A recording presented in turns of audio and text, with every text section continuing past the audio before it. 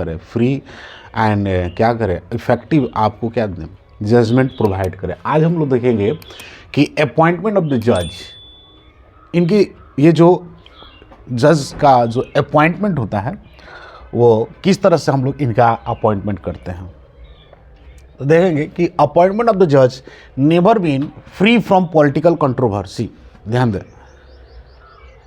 ये इनके अपॉइंटमेंट जब भी होते हैं, कहीं ना कहीं जो अपोजिशंस पार्टी होती हैं, वो जो उस टाइम के जो गवर्नमेंट रूल कर रहे, तो उस पर एलिगेशन ये बार बार लगाती है कि गवर्नमेंट जो है अपने अकॉर्डिंग जजों की क्या किया है, अपॉइंटमेंट किया है।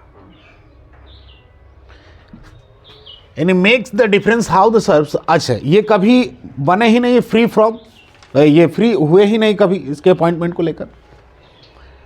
यानी हम कह सकते हैं कि ये जो है एक तरह से ये एक पॉलिटिकल पार्ट के अंदर होता है इनकी अपॉइंटमेंट।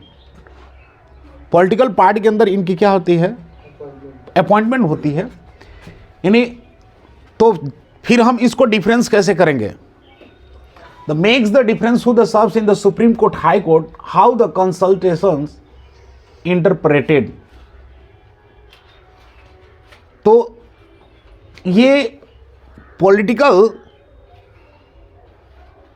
इन्फ्लुएंस इसमें आता है, तो फिर हम कैसे जज करेंगे कि हमारा जो सुप्रीम कोर्ट में बैठा या हाई कोर्ट में बैठा जज जो है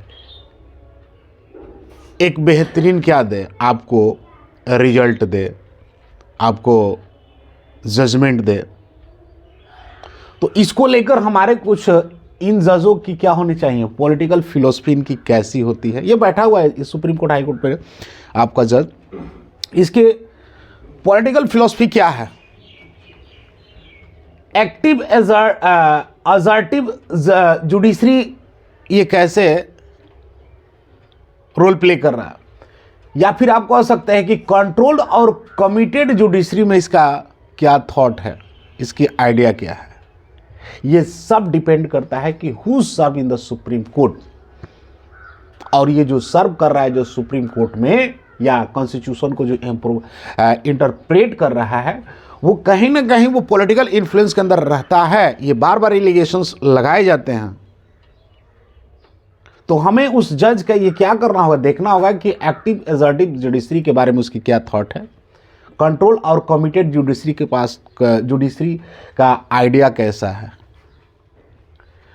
all influence the process of the जज जुडिशियल अपॉइंटमेंट। ये सारे के सारे जैसे यानी council of the minister, governor and chief justice of India, ये सारे के सारे लोग इन्वॉल्व होते हैं अपॉइंटमेंट ऑफ द जज में।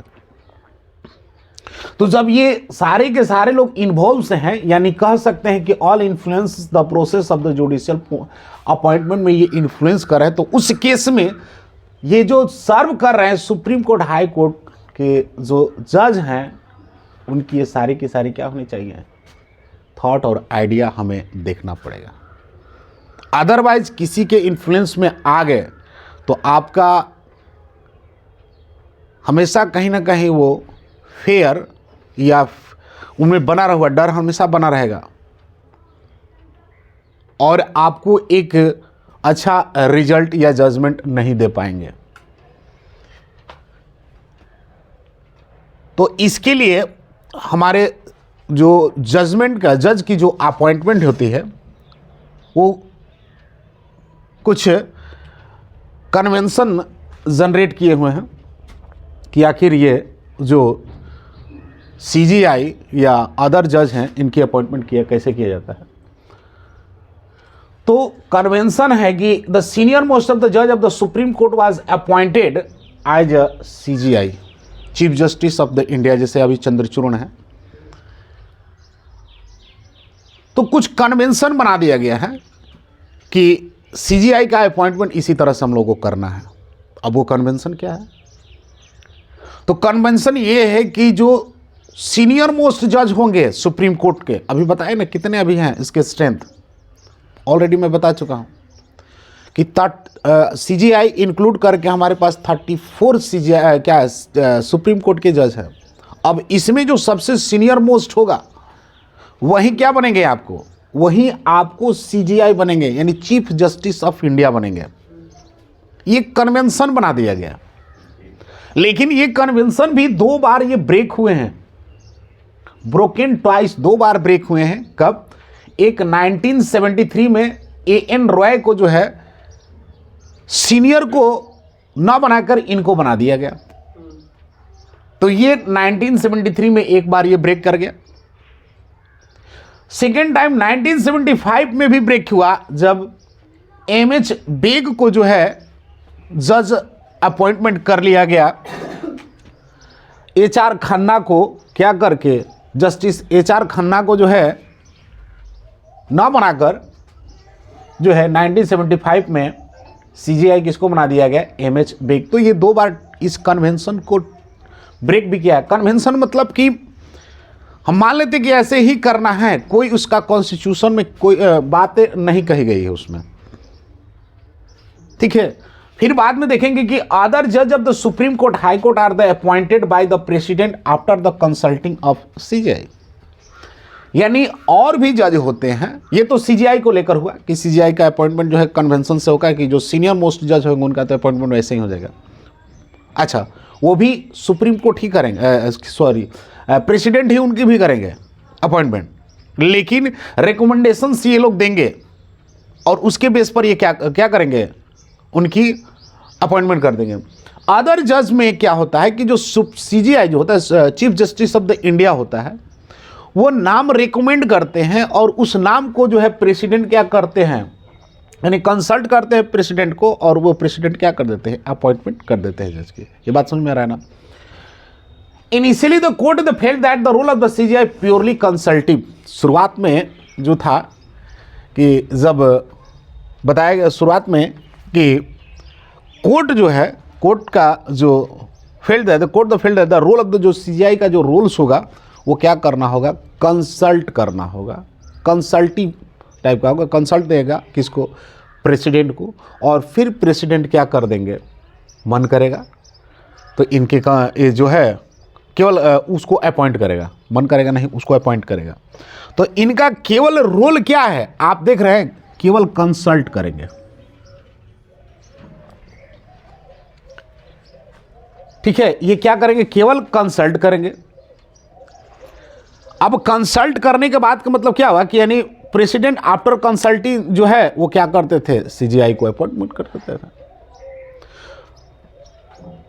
फिर रूल डिफाइंड हुआ कि कंसल्ट अगर कर रहे हैं प्रेसिडेंट को, और प्रेसिडेंट को कौन कंसल्ट करता है, प्रेसिडेंट को कंसल्ट करता है एग्जीक्यूटिव, और एग्जीक्यूटिव का हेड कौन होता है, प्राइम मिनिस्टर होता है ना जी, सॉरी कैबिनेट, सॉरी कैबिनेट जो होता है वो प्रेसिडेंट को क्या करता है, वो कंसल्ट उसको क्या करता है जी, उसको सलाह देता है, एडवाइस देता है ना, काउंसिल ऑफ मिनिस्टर देता है ना, काउंसिल ऑफ मिनिस्टर किसको एडवाइस देता है, प्रेसिडेंट पर, मतलब, और उसका हेड कौन होता है काउंसिल ऑफ मिनिस्टर का, प्राइम मिनिस्टर होता है। यानी कहीं ना कहीं जो है अपॉइंटमेंट आ गया किसके हाथ में, एग्जीक्यूटिव के हाथ में आ गया, कैबिनेट मिनिस्ट्री के अंदर आ गए। तो फिर इनकी क्या रह गई, सीजीआई का पावर तो चला गया कहां पर, एग्जीक्यूटिव के पास चला गया। फिर बाद में बोला कि ना ना ना ऐसा नहीं होगा, ये जज ने कुछ और निकाला, but the opinion of the CGI must be followed by the president. बाद में कहा गया कि नहीं, अब आपको जो हम नाम देंगे उसी को ही फॉलो करना है, दूसरा किंतु परंतु आपको नहीं करना होगा, ठीक है। Suggested recommended name of the person consulted with the 4 most senior जज इनके साथ रहेंगे, और ये लोग जो है क्या करेंगे, कंसल्ट करेंगे, और कंसल्ट करने के बाद उस जज की क्या होगी, अपॉइंटमेंट होगी, ठीक है। तो ये हम लोग क्या देखे थे, अपॉइंटमेंट ऑफ जज। अब हम लोग देखेंगे रिमूवल